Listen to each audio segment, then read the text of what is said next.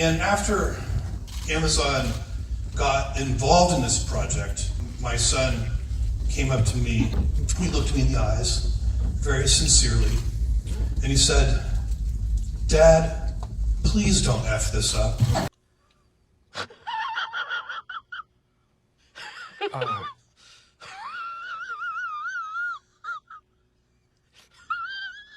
Welcome everyone to the Two Fans to Rule Them All YouTube channel. Each week we're going to watch the Rings of Power together and recap each episode. Gonna have some laughs along the way. Jeff Bezos said his son said, "Don't F this up." Let's find out if he did. So episode 1 starts, first scene is Galadriel as a young lass in her home country of Valinor, showing that she's indeed a loner and does not get along with any of the other elven children. She builds a magical paper boat that she tells the other children will not just float, but will sail. Then the other children throw rocks at it and make it sink instead. Which is honestly preferred because you don't want that boat getting stuck in the rain gutter.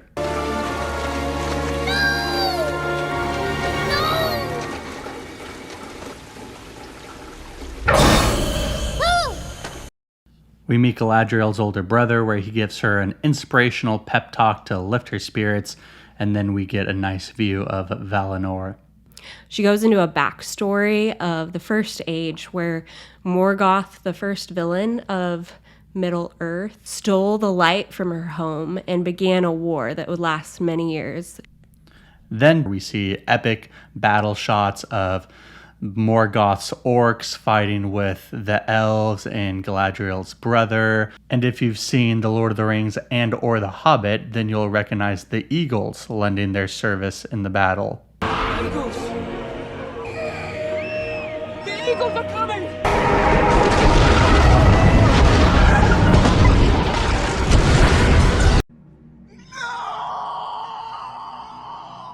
So then we find out Morgoth, the big baddie, was defeated. And honestly, I was a little disappointed because I wanted to see him. We don't even ever get to see Morgoth. Yeah, I know.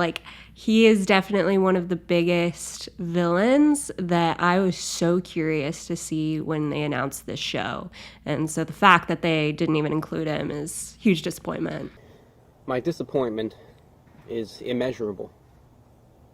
And my day is ruined. In The Lord of the Rings, the shots of Sauron we don't really see him at all. Very little in the beginning prologue, but it's such an impactful, his imagery, it's iconic. So I want to see, what does Morgoth look like? I have no idea what he looks like. I know the name, but I would have loved to see that on screen. But regardless, it's established that Sauron is the next leader in command, and all the orcs rally behind him. And we do get a cool clip of Sauron. And when I saw it, I was thinking, man, Sauron is sick. I want to see more of him. Although the scene kind of looks like it could be a cutscene from a video game a little bit, but it was still cool. I still appreciated it. Galadriel's brother decides to go after Sauron. We don't see much of that. We just see that he dies. So Sauron defeats him. Huge bummer that we didn't get to see his death, because I think it was incredibly important to the rest of the story. To your point, it would just be so much more impactful if we would have been able to witness it.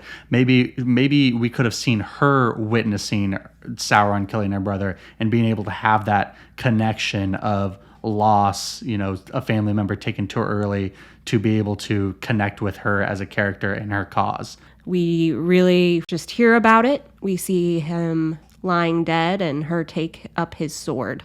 It's true. Don't they say show, don't tell in storytelling? That is the general rule, but this show already is definitely not going that way. With Galadriel's new team of Revengers, she travels throughout Middle-earth seeking Sauron. Avengers!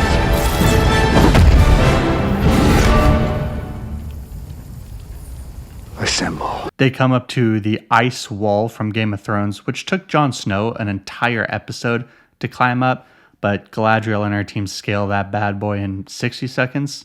Seeing the scope of this wall, I would have thought it'd be a little bit more strenuous, a bit more difficult, but actually, it's going to be super easy, barely an inconvenience. Galadriel and her team of elves continue through the snowy tundra into the unknown. At last, they end up at Elsa's frozen castle. This place is so evil, our torches give off no warmth.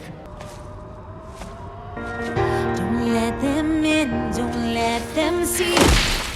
During this entire sequence, the elves with Galadriel are making it very clear they don't want to be there. They don't think Sauron's still out there. They think they're on a wild goose chase. But Galadriel doesn't care at all. She's forcing them to go on, saying, nope, we're on a mission. She goes full Law and Order and finds Sauron's mark. Or is it CSI? Are they detectives in Law and Order? Honestly, I don't know. Finally, some action goes down when a snow troll pops up. The other elves are all trying to attack it, but get absolutely wrecked in the process. Galadriel comes in to save the day, runs up a sword, goes full Simone Biles, flipping through the air, somersault here, twist here, boom, slash, no look, pass, and takes this thing out. Simple. We've got a badass over here. After doing absolutely nothing, her fellow elves are not feeling it anymore. We march at first light. Then you shall do so alone.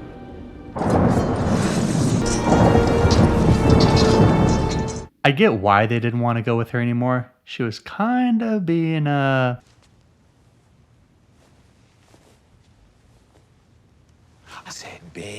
Hey guys! Hey girl, how you doing, man? You having a good time? Then finally, after 17 and a half minutes, the show begins. We are introduced to the Harfoots, aka hobbits, who are a nomadic people that hide in bushes and trees and stuff. The most important Harfoot is Nori Brandyfoot, who we're introduced to. She's basically the female Frodo, and she is by far the most adventurous one in the group. The show essentially establishes her as the Disney princess that just wants to explore the world. Haven't you ever wondered? What else is out there? How far the river flows, or where the sparrows learn the new songs they sing in spring. I want adventure in the great wide somewhere. A place I know where I cannot go, where I long to be. Why do all my dreams stand just around the river bend? Back with Galadriel, she gives in to the desires of her squad, leaves the snowy cold, and heads back to the woods, back with the rest of the elves. This is where we meet a young Elrond, who now has short hair. Galadriel shares with Elrond that she found a sign of Sauron and wants to continue her quest to find him. Elrond warns her that the High King Gil-galad is not going to be down for that after she has disobeyed orders time after time. Time after time.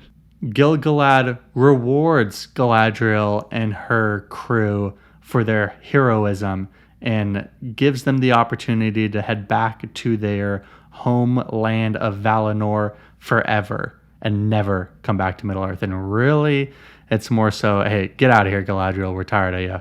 As Galadriel is still very set on finding Sauron to avenge her brother, she is definitely not happy about this. So Elrond goes to her to try to convince her that it's time for her to put up her sword, but she is not having it. She is a strong, independent elf that needs no other elf. What's the gender for male elf versus female elf? I don't think there Elvo, is. Elvla.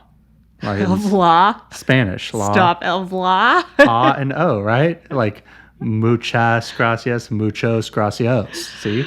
You know I don't speak Spanish. In English, please. During this conversation with Elrond, Galadriel says the best line of the entire show. You have not seen what I have seen.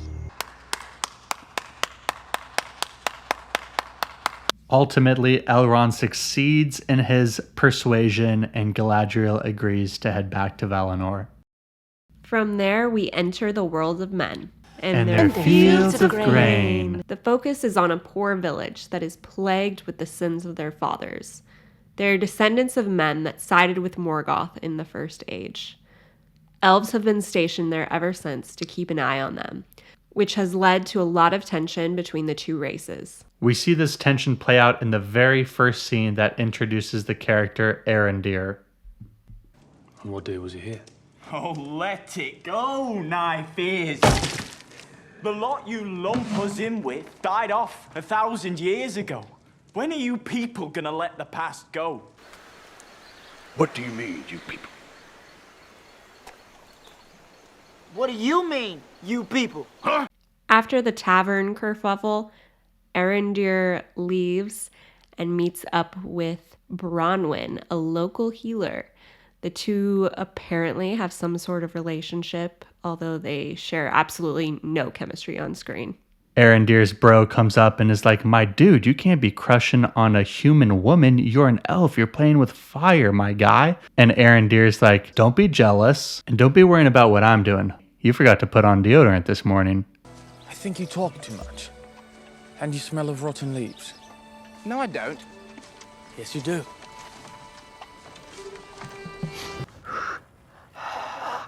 Pam, would you smell my breath? No. Let me smell.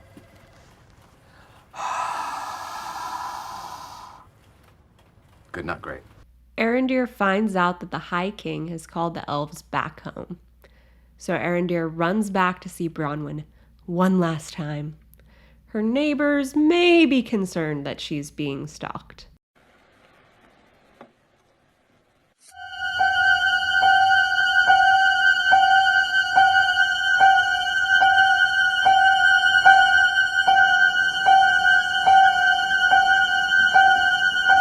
The neighbor brings over an ill cow to make sure she's not getting Michael Myered. They look at the cow and realize it's a chocolate milk cow. This is greatly concerning to them. Arendir and Bronwyn decide to take a day's journey to investigate where this chocolate milk is coming from, but don't bother to say anything to her son. Huge mistake, because we all know what happens when you leave a teenage boy alone for more than a day. They immediately become a follower of Sauron.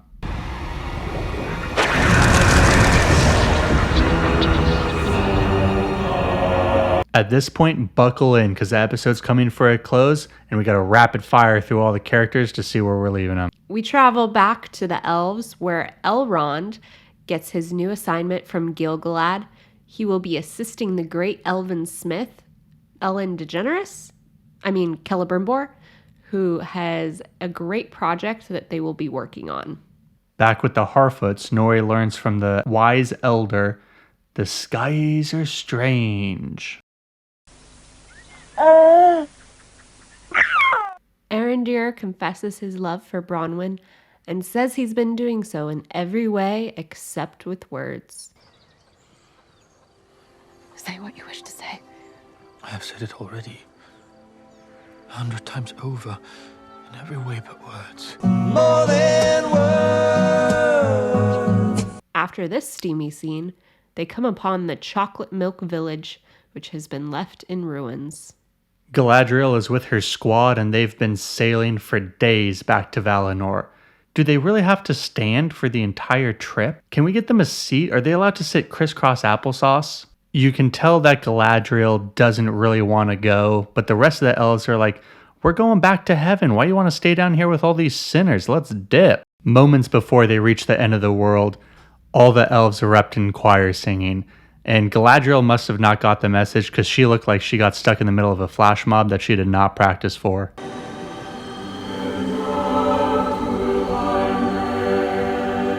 Galadriel is creeped out by the a cappella ensemble and breaks the fourth wall, looking directly into the camera.